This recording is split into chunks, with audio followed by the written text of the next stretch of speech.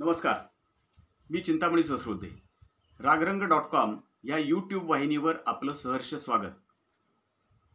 जनसुराज्य शक्ती पक्षाचे प्रदेशाध्यक्ष समित कदम हे गेल्या काही दिवसांमध्ये, गेल्या काही महिन्यामध्ये, किंबहुना गेल्या काही वर्षात सुद्धा आपल्याला म्हणता येईल, हे सांगली जिल्ह्याच्या राजकारणाची सूत्र हलवतायत असं आपल्याला दिसेल. भारतीय जनता पक्षाचे आमदार आहेत, भारतीय जनता पक्षाचे अनेक नेते आहेत, महायुतीमधले सुद्धा आमदार आहेत, नेते आहेत, सांगली जिल्ह्यात आहेत. परंतु या सगळ्यांच्या पेक्षा सुद्धा समित कदम हे नाव आणि हा चेहरा सगळ्यात जास्त चर्चेत आहे असं आपल्याला दिसेल. कसं काय हे या संबंध राजकारणाची सूत्र समित कदम यांच्या हातात आली, किंवा सगळ्यात जास्त चर्चेचा चेहरा असं विशेषण त्यांना कसं काय लागू पडलं, याचं सगळ्यात महत्त्वाचं कारण असं, गेली 10-12-13 वर्ष समित कदम हे सक्रिय राजकारणामध्ये काम करत आहेत. त्याही पूर्वी ते मिरजेमध्ये काम करत होते, परंतु ठळकपणे दिसत आहेत ते गेल्या 12-13 वर्षांमध्ये काम करतात.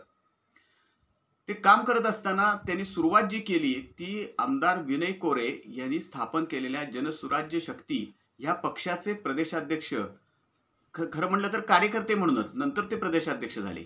कार्यकर्ते म्हणून आमदार विनय कोरे यांचे अनुयायी म्हणून त्यांनी कामाला सुरुवात केली आणि क्रमाक्रमानं हा पक्ष भारतीय जनता पक्षाचा एक सहयोगी पक्ष बनला. तो बनवण्यामध्ये सुद्धा समित कदम यांचा पुढाकार होता.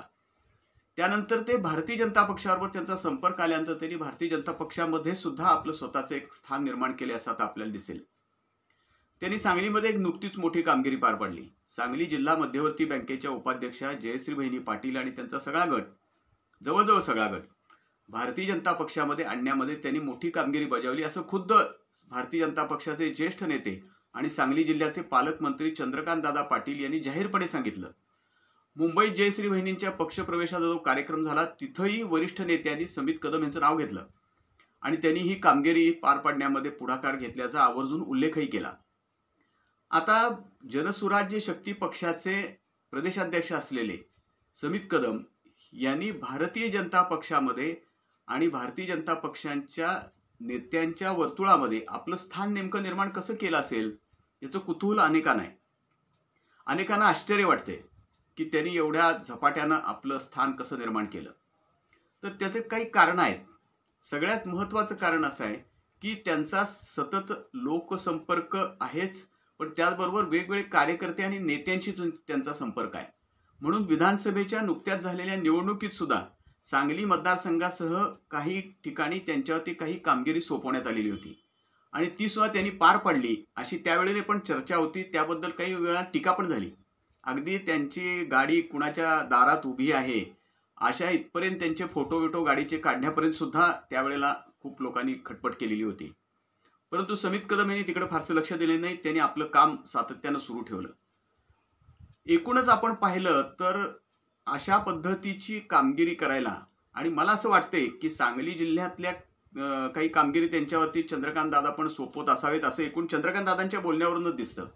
तसंच राज्यात सुद्धा त्यांच्यावर काही कामगिरी भारतीय जनता पक्षाचे नेते सोपवत असावेत असं म्हटलं जातं. मग हे कशानं ह्यांना समित कदम यांना साध्य झालं, तर सगळ्यात महत्त्वाचं म्हणजे मी सांगितलं तसं कार्यकर्त्यांच्याकडं लक्ष देणं, नेत्यांच्याकडं लक्ष देणं, त्यांच्या हालचाली काय आहेत ते पाहणं, राजकारणाची दिशा ओळखणं आणि त्यानुसार सगळी कामगिरी करणं. एकाच वेळेला ही आश्चर्याची गोष्ट आहे की एकाच वेळेला ते जनसुराज्य शक्ती पक्षाची शक्ती वाढवायचा पण प्रयत्न करतायत मिरजेत, आणि त्याच वेळेला ते भारतीय जनता पक्षाची पण शक्ती वाढवायचा प्रयत्न करतायत. अर्थात महायुतीत जनसुराज्य शक्ती पक्ष असल्यामुळं मी करतोय हे सहज आहे असं ते म्हणू शकतात आणि ते बरोबर पण असू शकतं. परंतु ते एकाच वेळेला ही दोन्ही पक्षाची कामगिरी करतायत हे विशेष आहे आणि दोन्ही पक्षामध्ये त्यांनी आपलं स्वतःचं स्थान बळकट ठेवलेलं आहे.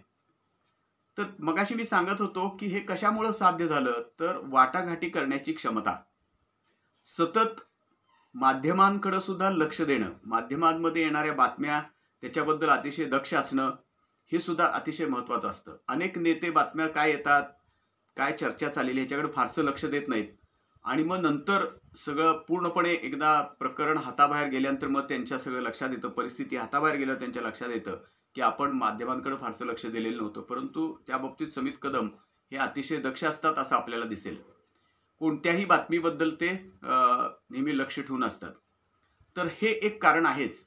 त्याचबरोबर मध्यस्थी करण्यासाठी त्यांनी निर्माण केलेला विश्वास हे सुद्धा सगळ्यात महत्त्वाचं कारण आहे.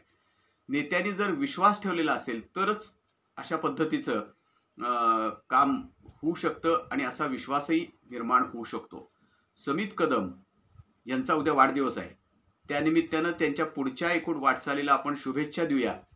आणि समित कदम यांच्या एकूण ह्या वाटचालीबद्दल, भारतीय जनता पक्षामध्ये त्यांनी निर्माण केलेल्या या स्थानाबद्दल, सांगली जिल्ह्यात राजकारणातले एक सूत्रधार म्हणून ते आता वावरत आहेत त्याबद्दल आपल्याला काय वाटतं हे आपण आम्हाला जरूर कमेंट करून कळवा. आणि आमचं हे चॅनल लाईक करा, सबस्क्राईब करा.